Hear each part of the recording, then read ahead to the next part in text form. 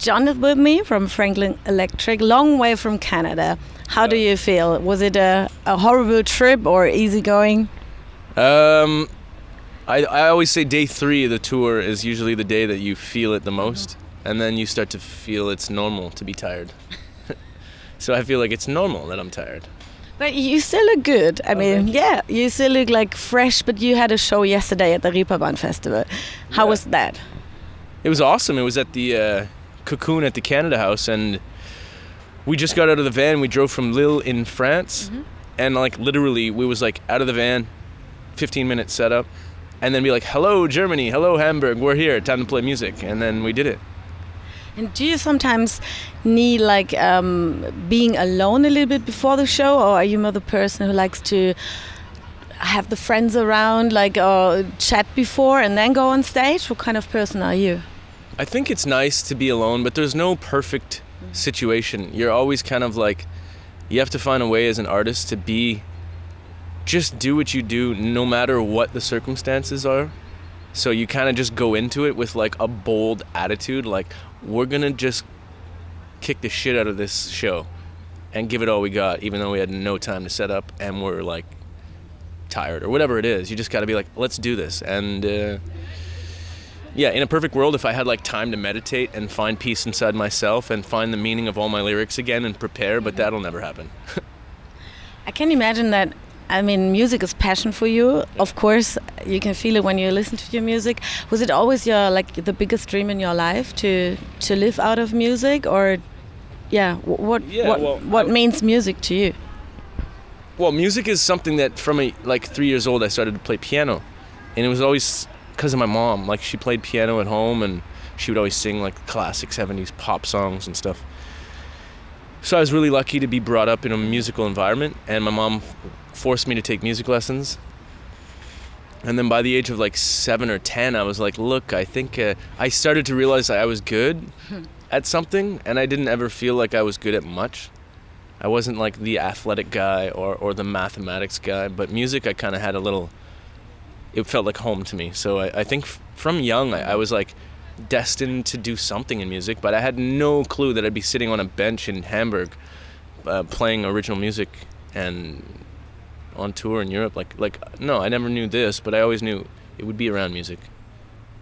And so music was never kind of rebellion for you, like doing something against something, because you mentioned that your mother supported you, so the whole family was always standing behind you, never saying like, oh, could you do please a proper job? Or no, they were always like, plan B? What's your plan B? And I was like, I don't have a plan B. Yeah, like I'm all in.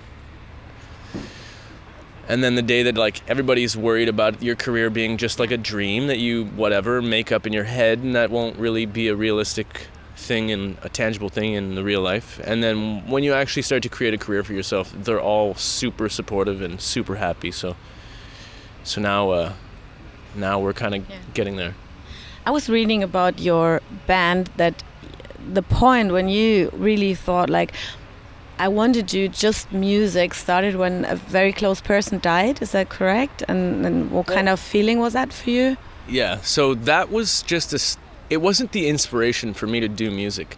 It was the inspiration for me to listen to the voice inside of myself, which people are scared of success. People are scared to accomplish and to create something and then have to face it, have it, and let it go into the world. So it wasn't this big sad story about my best friend passing away. It was just that he was a strong icon in my life, and we shared a lot of beliefs, and when he passed away, and it was like, I gotta like not only talk about what my beliefs and my moral system and my spirituality, I have to put it into action. And I guess it was a time in my life where I was very like, at, I would say, the crossroads. Like, what am I gonna do? Work in a factory, in a bakery, make sandwiches, or stop being scared and try to create something and put it out in the world and see where it belongs, see if it can find a home. And live my life. And just live, but live out of love instead of fear. Yeah, that's good. Yeah. So are you always like a heart person, not this guy who thinks about like very intuitive? I don't know. Everything. Like I'll catch myself getting caught up in my stupid thoughts, and then I'll remind myself, like, what's real? And why am I here? Why am I doing this? And what are the reasons for these annoying thoughts that, like, try to categorize things and make sense of things that we know we'll never understand? And lately I've been really focusing on just trying to be present in the moment. Like right now I could be like, oh, there's a microphone, I'm doing an interview, but I'm actually just talking to a human being, and that's all I should be doing right now. And that's, you know, I'm in that state of mind where I'm trying to... Yeah, that's good. And hopefully you never forget this, and you never let that go. Like some people do interviews because it's business, because I want to sell records, I want to do this and that. And I mean, it's the same with our music channel. It's like a self-made thing, and without money, it's very like just from the heart, like you said, and that's the point. We just like to talk to people. And normally, because it's kind of a therapy session, we name it like that. Normally, when we're in Berlin, we have a little bit more space and could do some drawing sessions and stuff like that, which is really funny. Cool. But today we're here in Hamburg, so it's a mobile session, I would call it. And maybe what I was, for me, a very touching moment when I was reading this paper here, talking about you, I found out that this guy who was writing this paper died as well. And that is really sad. And this always makes you feel like life can be so fucking short. And so weird. And like his name was Franz, and he called me and we did this interview, and he wrote this really cool thing, and he was very educated, and like I actually like talking to the guy. Yeah. And then he's still on my Skype. And then all of a sudden, he's still on my Facebook. Yeah. So this is so crazy. Like, so while you're here, don't forget that all this is basically like the most like mind-blowing amount of magic. The fact that I'm talking words, I can move my hand, I can see the color green. There's a bird chirping. There's water, boats. Like the fact that this is all happening, it's like the most intense acid trip. It is. But you don't need drugs. Life is just like this mesmerizing experience of physical reality, and it can just leave. And what do you think about some colleagues from the music business? Just let's say colleagues, because there are some musicians taking drugs, doing exactly the opposite of what you say. How do you respond to them, or what do you think of them? Everybody has a different way of dealing with it, and in the industry there's a lot of pressure. And, you know, I think... I don't judge people, and people like to party. We party too, but, you know, we try to...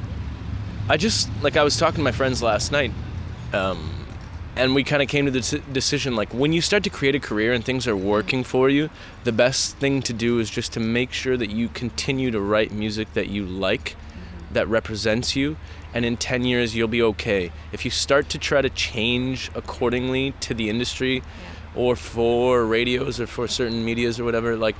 you will probably be as empty and lonely in the future as you are writing that song. So if you can fulfill yourself right now and try to do something somewhat honest, and it's a good, strong representation of you. But isn't it difficult? I mean, just imagine someone would come and say, okay, here's 1 million, whatever, and you can play tomorrow in a stadium in front of thousands of people, but... you have to change your clothes, cut your hair, change your character. Isn't that? I mean, how do you? How do you keep yourself like? Or who's the person who gives you this strength to be yourself? Well, hopefully you have it in. I use the word universe a lot. Like the universe. If you look at the sky, sometimes you'll feel how powerful all this is, and then if you look at your hand. Or the tree, like when you look around, there's a power in this world that can really, really ground you. And there's nothing wrong with taking $1 million and changing your clothes and doing a show. But you have to know that you're doing that, and then immediately try to find an outlet for you to do your art. That's a good idea. Or you could be like, no, because what does $1 million mean? An IOU? I don't want to owe you $1 million. And in the music industry, it's a lot of, if they give you money, they want it back.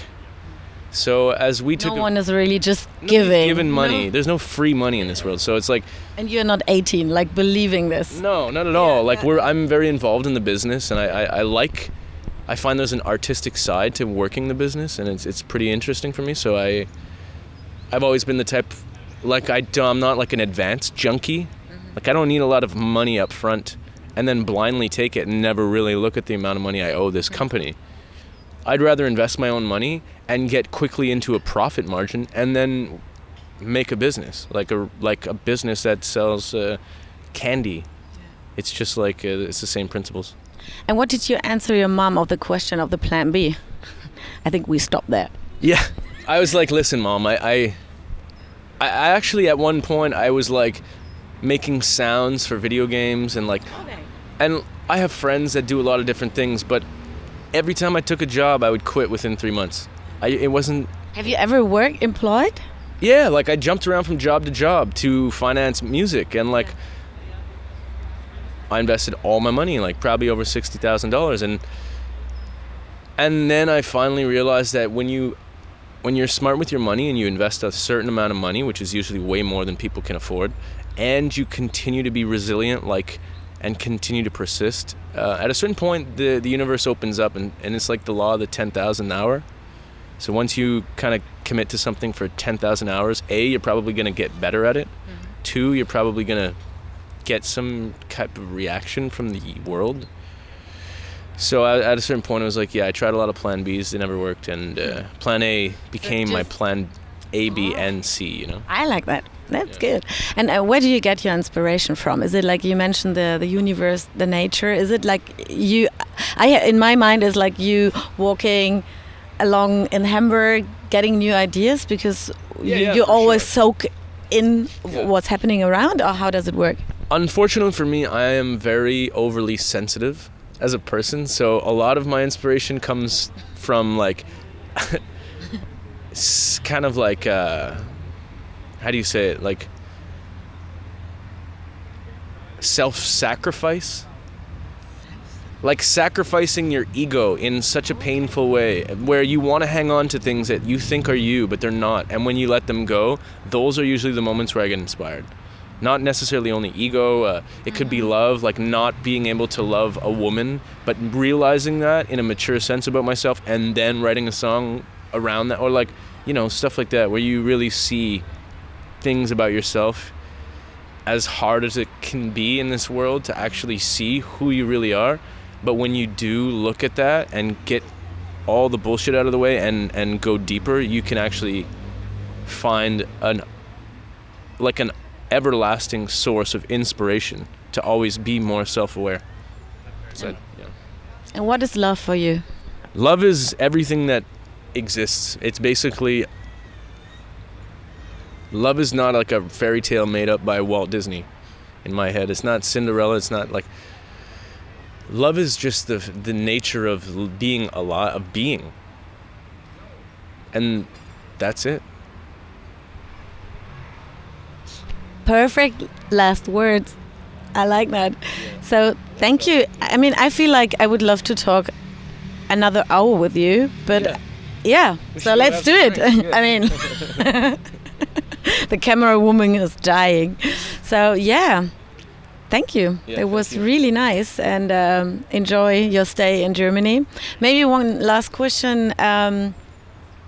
What was your first thought when you entered the German ground? What did you think about Germany before, and what do you think about Germany now? I don't want to say too much because I don't know the culture here as well as I like enough to speak on it. But I feel like it kind of reminds me of a New York City. Yeah. In the openness of the culture, like it seems like everything is a kind of accepted. There's so much going on. There's so many different things happening and cultural things, and at least in the big cities, maybe not in the small towns, but like from Berlin, and now Hamburg, it seems like it's very open-minded as a culture and a city, and there's a lot going on. It even reminds me of Thailand, like a little bit. This is a Khao San Road, kind of. No, don't go Khao San Road, but like the Thailand. Yeah, like the things you can see walking down a street. I mean, I'm not really into the red light district stuff.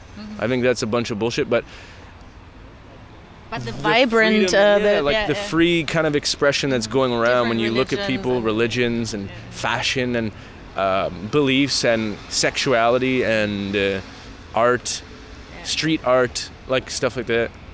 So it seems cool so far. Yeah.